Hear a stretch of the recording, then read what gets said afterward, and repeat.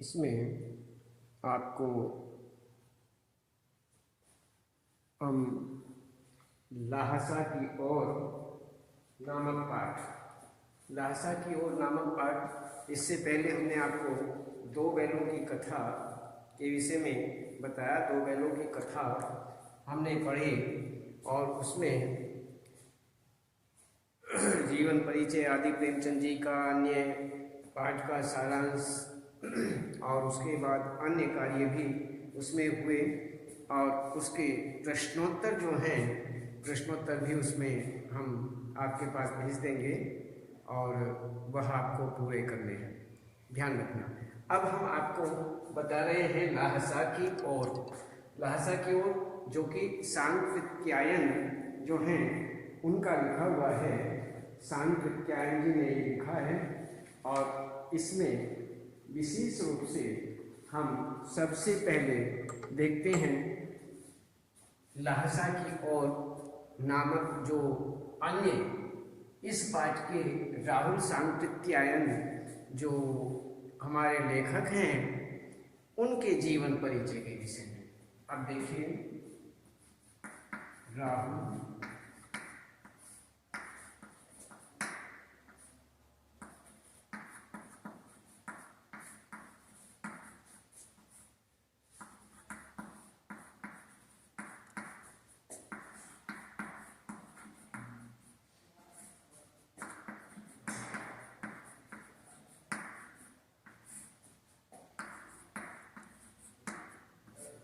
एवं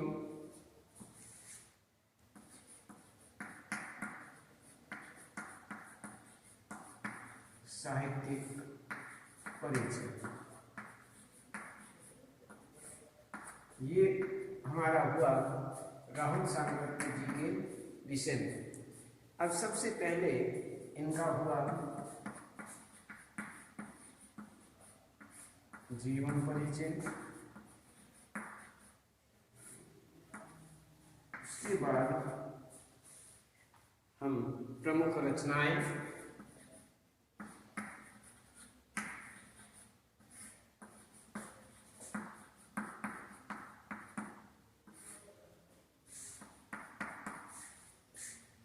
उसके बाद साहित्यिक विशेषताएं,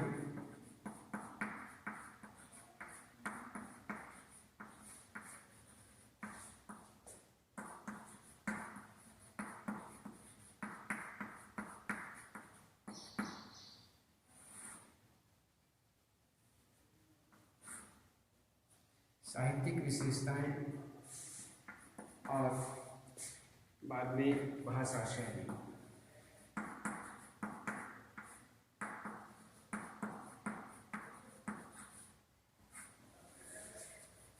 ये हुआ हमारा राहुल सांकृत्यायन जी के विषय में। अब राहुल सांकृत्यायन जी जो हैं वह इसके लेखक हैं और हम इस विषय में ही इनके जीवन के विषय में बात करते हैं। तो जीवन परिचय के अंतर्गत हिंदी साहित्यकार बहुत ही विशेष रूप से इन्होंने वहाँ पर किया है। हिंदी साहित्यकार राहुल सांकृत्यायन का जन्म उत्तर प्रदेश के आजमगढ़ जिले के, आजमगढ़ जिला हुआ है, आजमगढ़ जिला है, उस आजमगढ़ जिले के पंदहा नामक गांव में हुआ था। उन्होंने काशी, आगरा और लाहौर से, काशी, आगरा और लाहौर से अपनी शिक्षा पूरी की।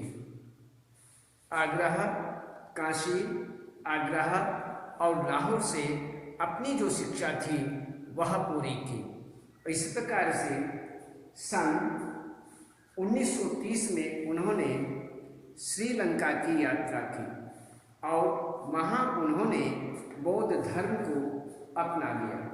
उन्होंने कहते हैं कि 1930 में उन्होंने क्या किया, उन्होंने श्रीलंका की यात्रा की और वहीं जाकर के उन्होंने बौद्ध धर्म को अपनाया और बौद्ध धर्म को ग्रहण करने के बाद उनका नाम राहुल सांकृत्यायन हो गया।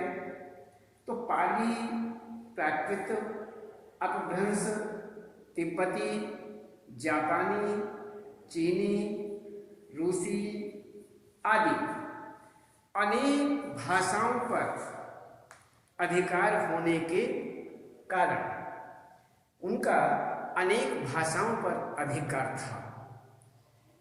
इस प्रकार से उन्हें महापंडित भी कहा जाता था।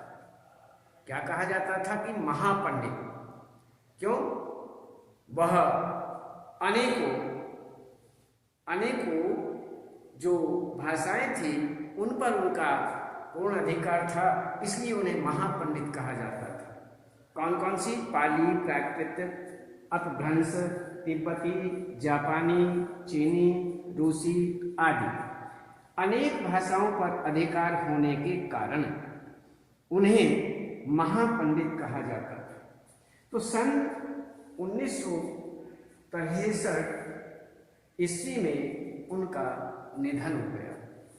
इन महापंडित राहुल सांकृत्यायन जी का 1963 ईस्वी में निधन हो गया। तो इस प्रकार से इनका ये थोड़ा संक्षिप्त जीवन परिचय।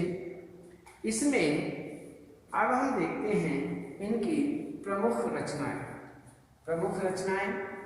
रचनाओं के अंतर्गत राहुल सांकृत्यायन जो हैं वो एक बहुमुखी प्रतिभा संपन्न साहित्यकार माने जाते थे। बहुत ही बहुमुखी साहित्यकार, संपन्न प्रतिभा के संपन्न साहित्यकार थे। उन्होंने कहानी लिखी, उपन्यास लिखे, जीवनियाँ लिखी, यात्रा वृतांत लिखे, यात्रा वृतांत आत्मकथा, आलोचनात्मक लेख भी लिखे और शोध आदि भी उन्होंने किया। तो इस प्रकार से अनेक विधाओं में उनकी लेखनी चली। उन्होंने अपनी लेखनी को चलाया। उन्होंने अनेक ग्रंथों का हिंदी अनुवाद भी किया। अलग अलग अनेक ग्रंथों का उन्होंने दूसरी भाषा से हिंदी भाषा में अनुवाद किया।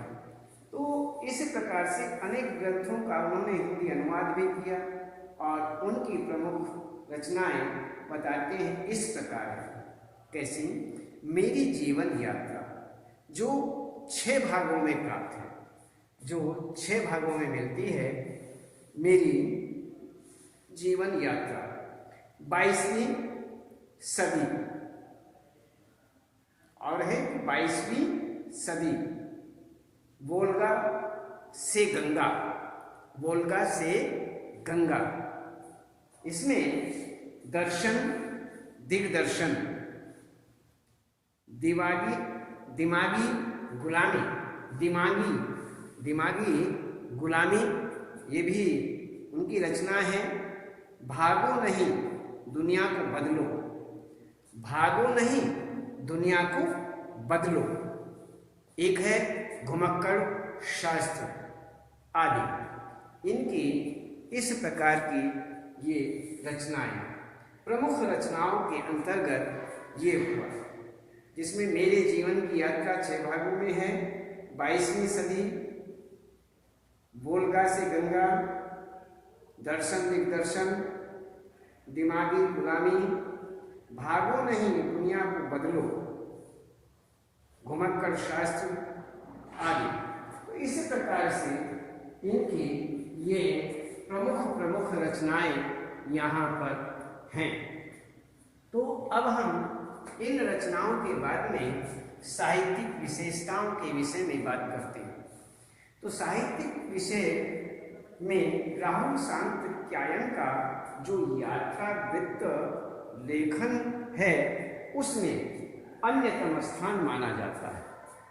इनका अन्यतम स्थान मानते हैं अपने घुमक्कड़ शास्त्र के माध्यम से। ये बहुत घूमा करते थे, तो घुमक्कड़ शास्त्र इन्होंने घुमक्कड़ शास्त्र लिखा, उसके माध्यम से उन्होंने मंजिल की अपेक्षा यात्रा को ही घुमक्कड़ का उद्देश्य बताया है। यात्रा जो है उसको ही, यात्रा को ही घुमक्कड़ का उद्देश्य बताया। इससे होने वाले लाभों का भी उन्होंने विस्तार से वर्णन किया।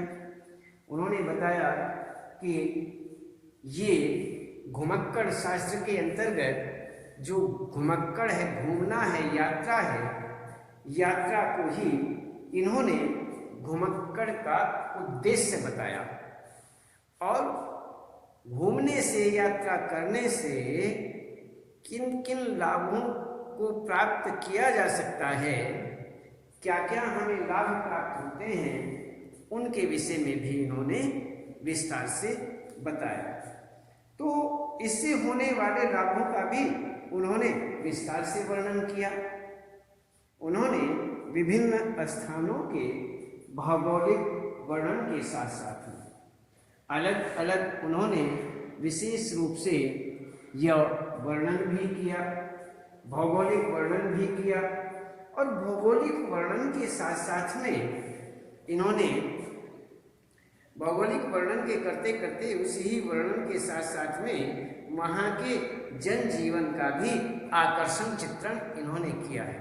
वहाँ का जनजीवन किस प्रकार का है, कैसा है, कैसा नहीं है, उस प्रकार भी इन्होंने उस वर्णन के साथ साथ में यहाँ पर विस्तार से वहाँ के जनजीवन का भी आकर्षण चित्रण इन्होंने किया। तो इस प्रकार से इनका साहित्य की जो विशेषताएं इनकी रही हैं वो इस प्रकार की रही हैं। तो यहाँ पर हम आगे जीवन परिचय, प्रमुख रचनाएं, साहित्यिक विशेषताएं और अब बताते हैं आपको भाषा शैली कि राहुल सांकृत्यायन जी जो हैं उनकी भाषा शैली के अंतर्गत वो क्या विशेषताएं रखते हैं। राहुल सांकृत्यायन की भाषा बहुत सरल मानी जाती है, बहुत सरल भाषा, सहज एवं प्रभावात्मक शब्दों से परिपूर्ण मानी जाती है। तो इसमें यह देखा जाता है कि राहुल सांकृत्यायन जी जो हैं उनकी भाषा सरल है, सहज है और प्रभावात्मक शब्दों से परिपूर्ण है। उनकी रचनाओं में आंचलिक शब्दों की बहुलता के कारण, आंचल की अर्थात आंचलिक जिस आंचल में वो रहते हैं वहाँ के शब्दों का भी उसमें बहुलता दिखाई गई है। तो इस प्रकार से यहाँ पर बताते हैं कि आंचलिक उनकी जो रचनाएं, उन्होंने जो रचनाएं की हैं उसमें आंचलिक शब्दों की बहुलता, बहुत अधिकता के कारण भाषा में एक विशेष प्रभाव आ जाता है। आंचलिक शब्दों का यदि विशेष रूप से प्रयोग किया जाए तो उसमें विशेषता प्रकट होती है। तो इस प्रकार से यहाँ वही हुआ, उस बहुलता के कारण भाषा में एक विशेष प्रभाव आ जाता है। और उन्होंने हिंदी की अतिरिक्त उर्दू और अंग्रेजी के शब्दों का भी प्रयोग किया। कहते हैं कि उन्होंने अलग अलग प्रयोग किए और इस प्रकार से उन्होंने हिंदी के अतिरिक्त उर्दू और अंग्रेजी के शब्दों का भी विशेष रूप से प्रयोग किया।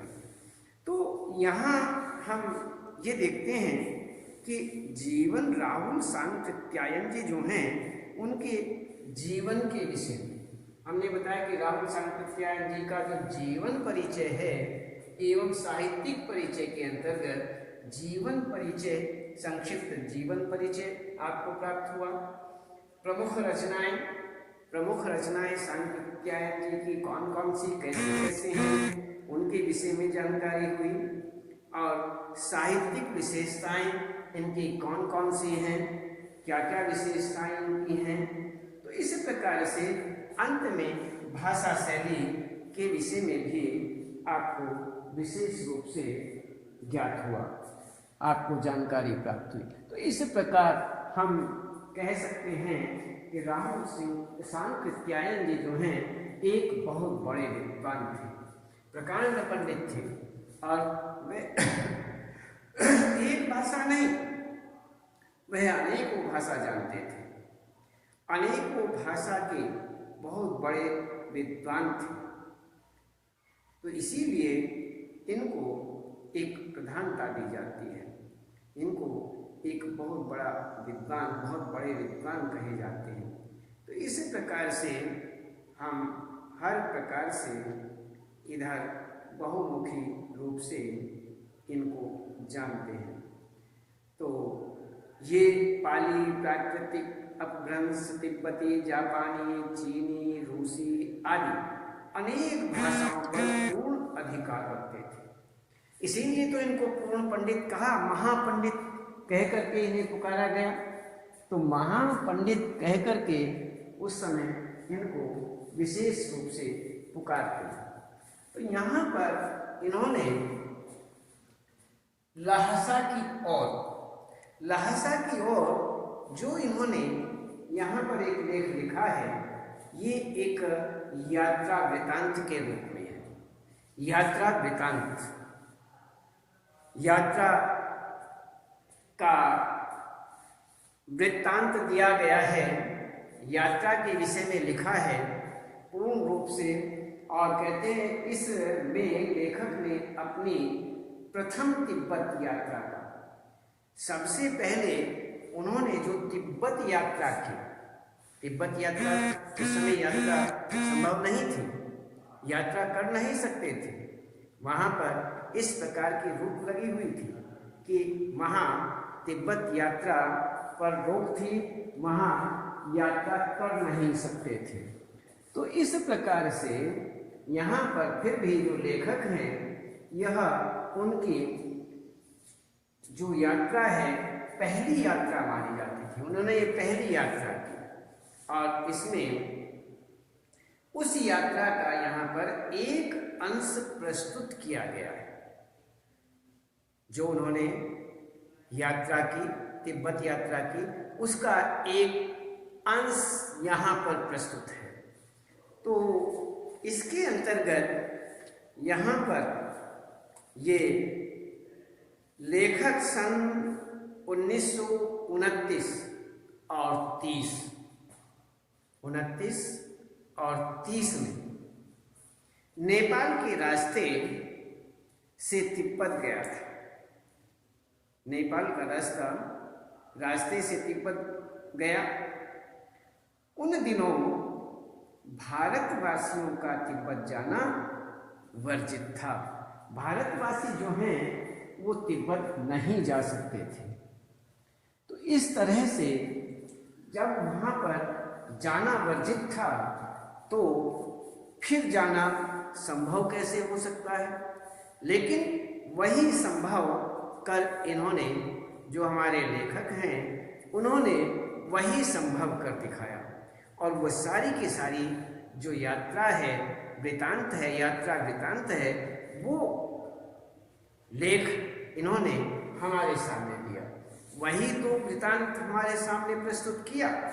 तो इस प्रकार से यहाँ पर बताते हैं, उन्होंने भिख मंगे का ढोंग करके ये यात्रा की।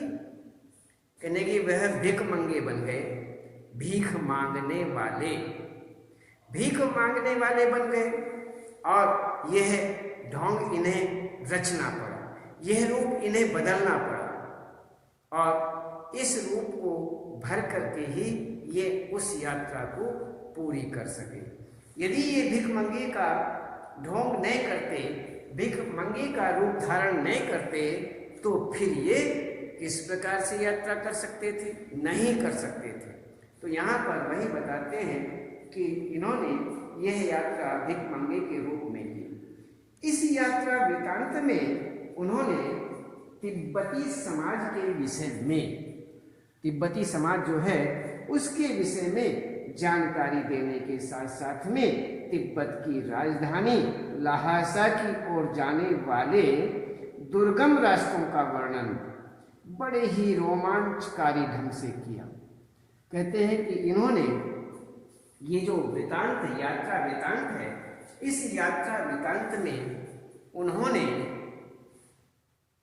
तिब्बती समाज के, तिब्बत का जो समाज है उस समाज के विषय में जानकारी देने के साथ साथ, यहाँ पर जानकारी देने के साथ साथ में तिब्बत की राजधानी ल्हासा की ओर, तिब्बत की जो राजधानी ल्हासा है उसकी ओर जाने वाले दुर्गम रास्तों का, जो दुर्गम रास्ते हैं उन रास्तों का यहाँ पर वर्णन किया है और वर्णन भी बड़े रोमांचकारी ढंग से किया है, जिसमें रोंगटे खड़े हो जाए, रोमांचकारी ढंग से। तो इन्होंने जो भी वर्णन किया वह रोमांचकारी ढंग से वर्णन किया। तो इसी प्रकार से इन्होंने, जो लेखक हैं, लेखक ने इस प्रकार ये इस पाठ को, इन्होंने यात्रा वृतांत को हमारे सामने प्रस्तुत किया। तो ये मैं आपको इसके विषय में फिर आगे बताऊंगा। आज केवल इनका जीवन परिचय, प्रमुख रचनाएं और साहित्यिक विशेषताएं और भाषा शैली आदि अर्थात राहुल सांकृत्यायन जी का जीवन परिचय एवं साहित्यिक परिचय के विषय में हमने जाना और इसके बाद हम आगे पढ़ें।